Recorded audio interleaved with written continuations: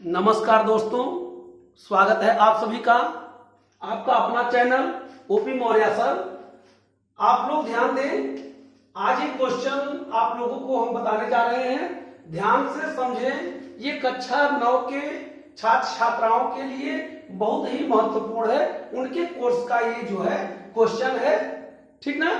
ध्यान दें, त्रिभुज से अब ये क्वेश्चन है, उस समद्विबाहु त्रिभुज का क्षेत्रफल ज्ञात कीजिए जिसका आधार 8 सेंटीमीटर और बराबर भुजाओं में से एक भुजा 6 सेंटीमीटर है, ठीक ना।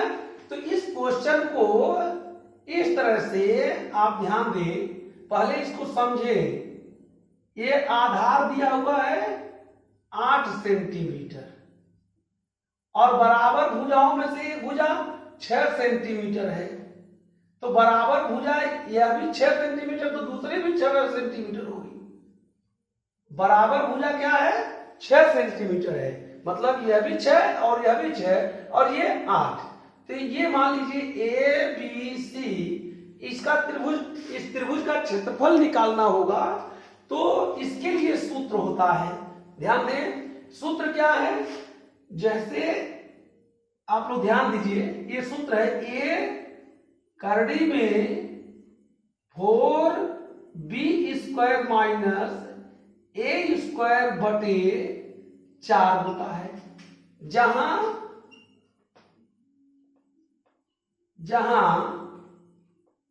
b बराबर भुजा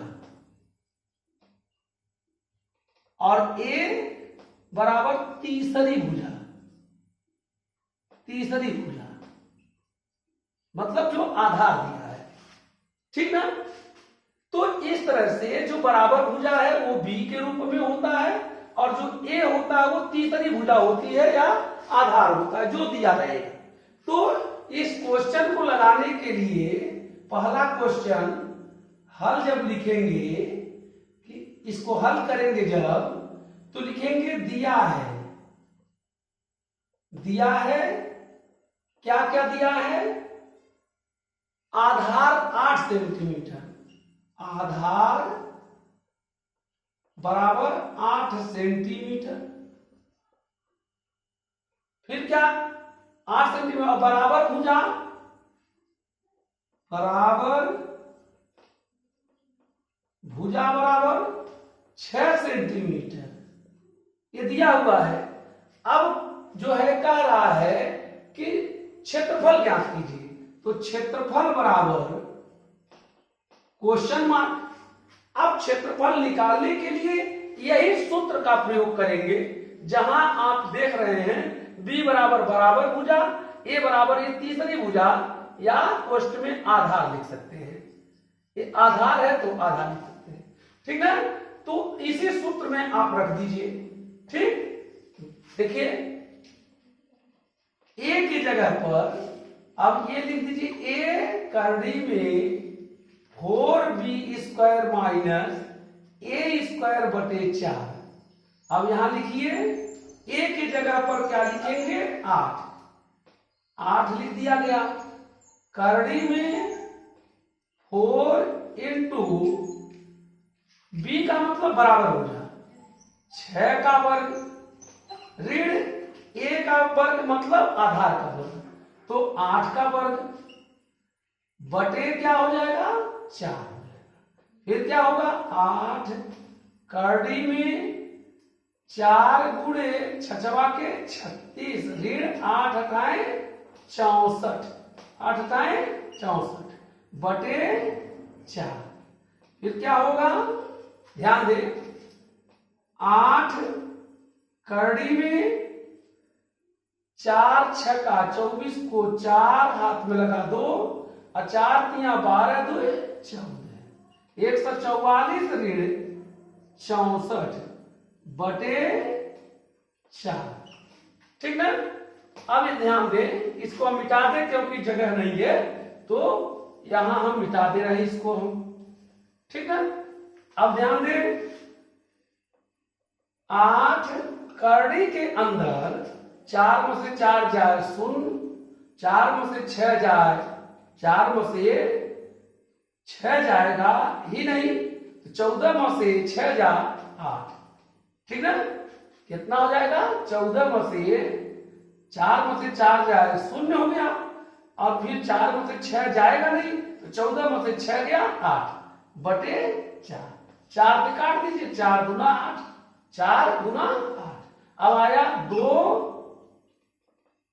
करड़ी में 80, 2 करड़ी में 80।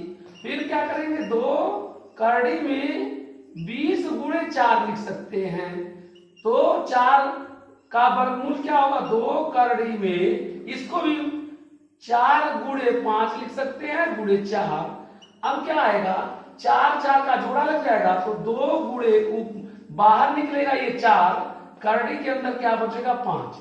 अब क्या होगा? 4 गुना 8 करड़ी में 5 वर्ग सेंटीमीटर, यही आपका आंसर आ जाएगा।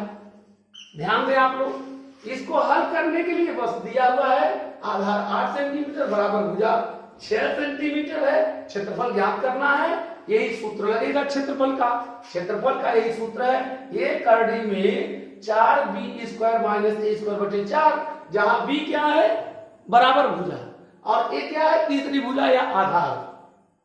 तो 8 करड़ी में 4 गुणे 6 का वर्ग ऋण 8 का वर्ग, आगे 36 गुणे 4 का 144 ऋण 64 बटे 4, तो काट दिया गया।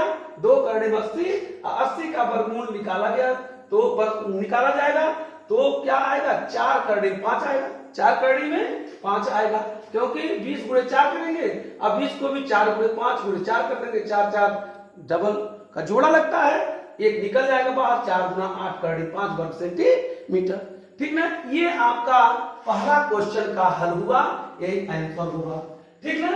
अब आप लोग दूसरा क्वेश्चन देखें, दूसरा क्वेश्चन देखें कैसे हल होगा। ये दिया हुआ है, ये भुजा 2a के समबाहु त्रिभुज का अर्ध परिमाप ज्ञात करने के लिए दूसरा लिखेंगे हल। दिया है, क्या दिया है? भुजा बराबर 2a, कुछ और नहीं दिया है, कोई मात्रक नहीं दिया है। अतरा समबाहु त्रिभुज, समबाहु त्रिभुज का मतलब तीनों भुजाएं बराबर, यह भी 2a, यह भी 2a, यह भी 2a। तो जब तीनों बराबर हैं, तो परिमाप कह रहा है अर्ध परिमाप, अर्ध परिमाप, अर्ध परिमाप बराबर क्वेश्चन मार्क। तो अर्ध परिमाप को यश से निरूपित करते हैं, ठीक ना। अर्ध परिमाप यश बराबर होता है, यश बराबर a प्लस बी प्लस सी बटे 2, a प्लस बी प्लस सी बटे 2, अर्थात a का मतलब पहली भुजा, b का मतलब दूसरी भुजा, c का मतलब तीसरी भुजा। तो जब जो है अर्ध परिमाप निकालना है, ये विषम बाहु त्रिभुज के लिए होता है, लेकिन समबाहु के लिए जब तीनों भुजाएं बराबर हैं, तो a बराबर b बराबर c, a बराबर b बराबर c, तीनों बराबर हैं, तो वही चीज रखना है। 2a धन 2a धन 2a बटे 2 बराबर क्या आ जाएगा? 6a, 6a बटे 2 काट दीजिए, बराबर आ गया 3a। बस यही क्या होगा? आंसर हो जाएगा, ठीक ना। जब समबाहु त्रिभुज है, तो समबाहु त्रिभुज में अर्ध परिमाप निकालेंगे, तो जितना a होगा उतने b होगा, उतने c होगा, a बराबर b बराबर c, तो a 2a धन 2a धन 2a बटे 2 बराबर 6a बटे 2 बराबर 3। ये आपका आंसर आ गया। इस तरह से आप लोग को अगर क्वेश्चन आएगा तो आप लोग लगा सकते हैं। आप लोगों को समझ में आया हो तो आप लोग सब्सक्राइब करें, इसको लाइक करें। धन्यवाद।